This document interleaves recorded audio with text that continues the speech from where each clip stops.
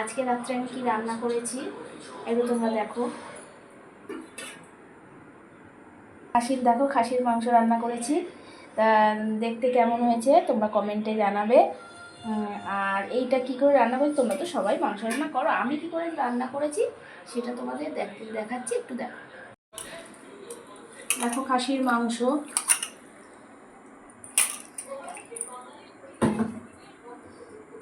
আলু বড় বড় করে কাটা, পেঁয়াজ দুটো বড় পেঁয়াজ কাটা, সঙ্গে টমেটো একটা কাটা আর কাঁচা লঙ্কা, আর এখানে আদা রসুন জিরে আর লাল লঙ্কা জলে ভিজিয়ে রেখেছি, পেস্ট করে জলে ভিজিয়ে রেখেছি। দিলাম প্রথমে আলুগুলোকে ভেজে নেব।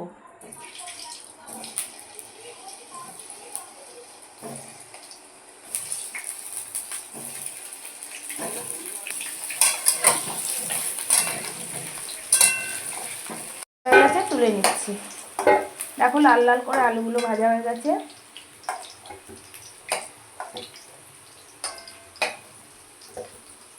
ওই কড়াইয়েই আর একটু তেল দিয়ে দিচ্ছি, দিয়ে পেঁয়াজগুলো ভেজে নেব।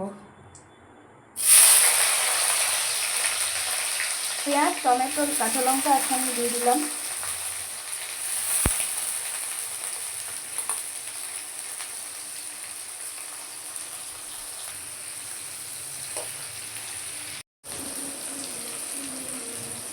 করা মশলাটা এবার আমি এর মধ্যে দিয়ে দিলাম।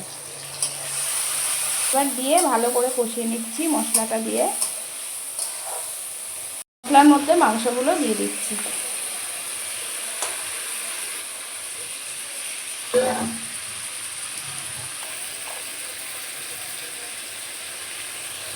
পরিমাণ মতো নুন,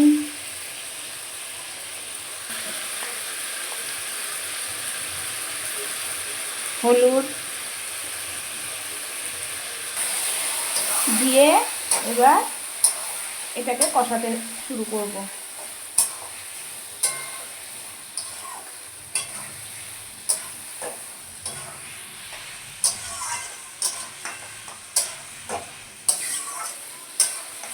ভালো করে এটা কষিয়ে নেব।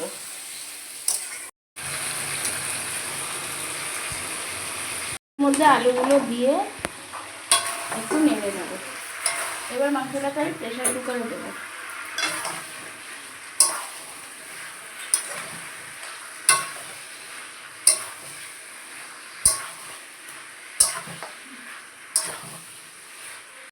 প্রেসার কুকারে কষিয়ে আলু আর মাংস ঢেলে দিলাম।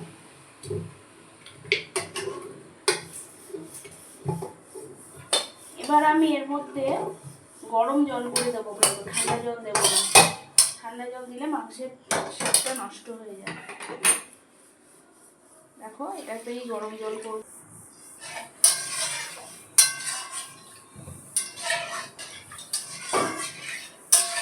গরম জলটা মাংসের মধ্যে ঢেলে দিচ্ছি। যতটা জল লাগবে পরিমাণ মতো ঢেলে দিলাম, বসিয়ে দিলাম।